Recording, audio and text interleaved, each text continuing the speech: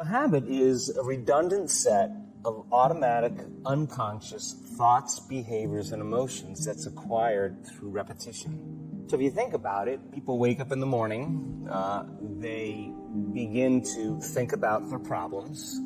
Those problems are circuits of memories in the brain. Each one of those memories are connected to people and things at certain times and places. And if the brain is a record of the past, the moment they start their day, they're already thinking in the past. Each one of those memories has an emotion. Emotions are the end product of past experiences. So the moment they recall those memories of their problems, they all of a sudden feel unhappy, they feel sad, they feel pain. Now, how you think and how you feel creates your state of being. So the person's entire state of being when they start their day is in the past. So what does that mean? The familiar past will sooner or later be predictable future.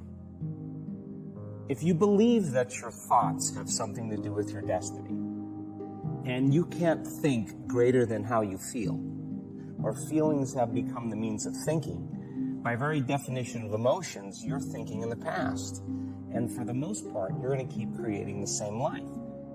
So then people grab their cell phone, they check their WhatsApp, they check their text, they check their emails, they check Facebook, they take a picture of their feet, they post it on Facebook, they tweet something, they do Instagram, they check the news, and now they feel really connected to everything that's known in their life.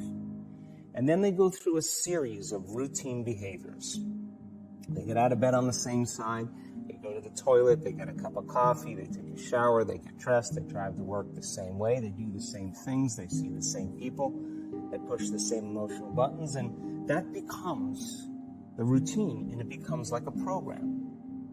So now they've lost their free will to a program, and there's no unseen hand doing it to them. So when it comes time to change, the redundancy of that cycle becomes a subconscious program. Most people then wait for crisis or trauma or disease or diagnosis. They wait for loss, some tragedy to make up their mind to change. And my message is, why wait?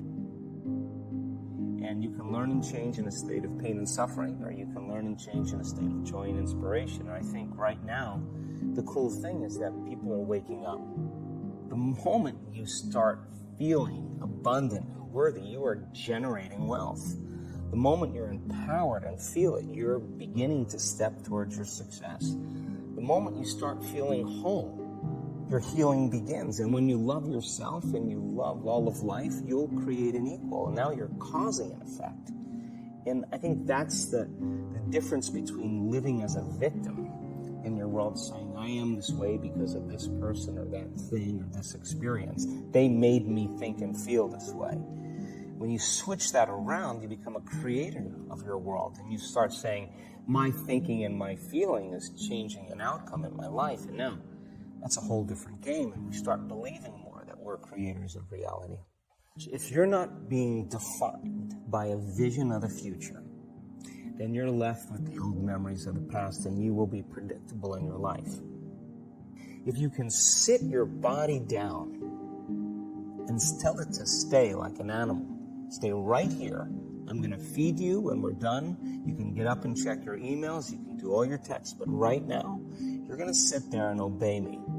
When you do that properly, and you're not eating anything or smelling anything or tasting anything, you're not up experiencing and feeling anything, you would have to agree with me that you're being defined by a thought, right?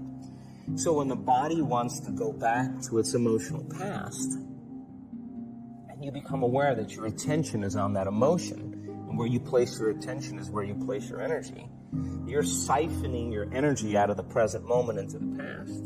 And you become aware of that. And you settle your body back down in the present moment, because it's saying, well, it's 8 o'clock. You normally get upset because you're in traffic around this time.